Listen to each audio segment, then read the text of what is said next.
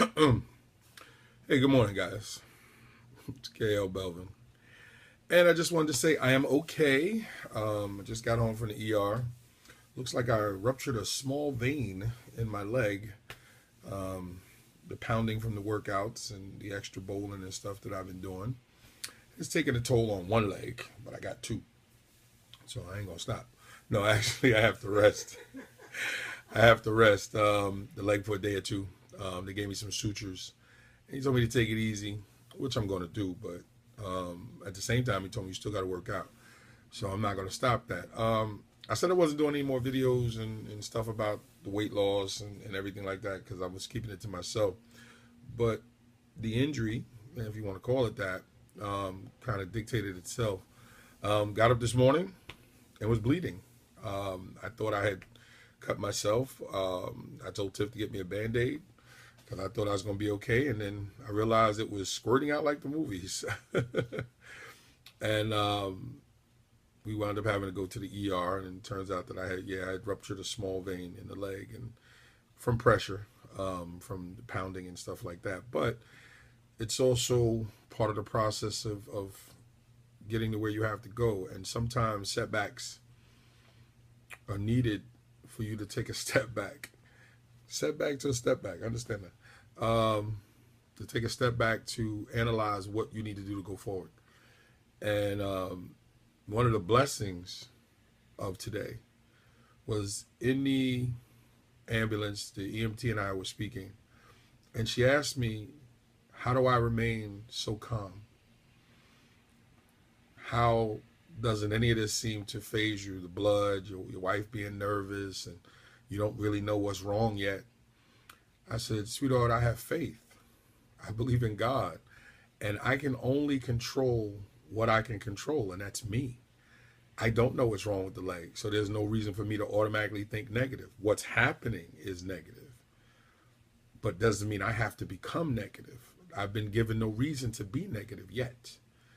And if my wife is frantic, me being frantic is not going to make the situation better. So I have to think about her and remain calm. And yourself too, if you come into the house and I'm frantic, how are you going to be able to help me? And she's like, wow, what allows you to get to that point? And I said, faith, believing in God, believing in Jesus Christ. And she said, I'm a Christian. I said, okay, then you have it. And we started talking, and she started realizing exactly what I meant. And she's like, you're right. And I said, you of all people should know. With the people that you have to deal with and things that you have to see, you're going to have to lean on faith more than anything else just to be able to get that out of your system to be able to go into the next day. And then we talked about school and we talked about some things. And she thanked me for taking the time out to fellowship with her. And she said, I made her day. And listen, I don't know why the Lord placed us together at that moment. And we'll find out later on, I guess. But the one thing I do know is that God doesn't place situations in place for no reason. He's got better things to do. And I'm going to take my time and follow the direction of those that take care of me, my wife and everyone else. But I am going to continue to work out. And I'm going to continue to work on making the changes necessary to be healthy. And as the doctor said, he said, this is just a regular pressure situation. He said, it's nothing life-threatening. And he said, actually, you need to continue once it heals up. I'm like, fine, let's go. So for anybody watching, your faith is a personal thing.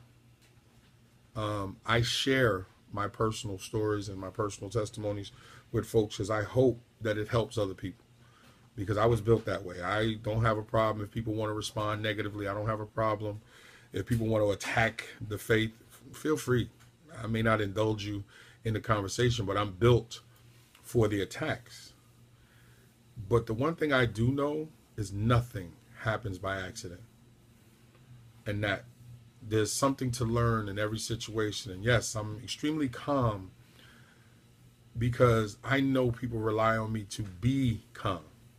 I know people rely on me for a lot of things, and I accept that. And so once you accept your role, then you have to play that position. Now, I'm also not that arrogant that I can't humble myself to accept help. So I listen to my wife, and I listen to what the Word of God says, and I listen to what those who are entrusted to help me say. And unless God tells me something different and my spirit tells me something different, I'm going to do the things that's necessary. But if the Lord and my spirit tell me to go in a different direction, then I'm going to do that. Because I've learned to listen to that small voice inside of me that comes from a great place. And we have it. And if you don't have it, this might be the best time for you to take a moment out and connect yourself to something greater than yourself.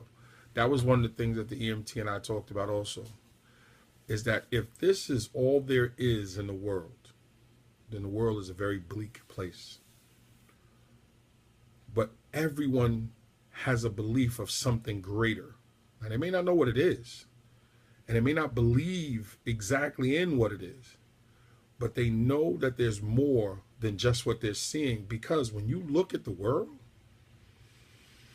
there's a lot of negativity going on, but there's also so much beautiful things happening, and that there's definitely more than what we see.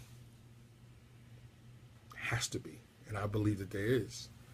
So for the time that I have here, and only God knows what that time is, so that's another reason why I got to continue to work out. But in that time, I'm going to keep leaning on faith, and I'm not going to allow myself to get nervous about what's out there, because I'm going to focus on what's in here. And if I got God in here, I don't have to worry about what's out there or what's going to happen next or what's in the next dimension, the next realm, and all the other things that people want to say.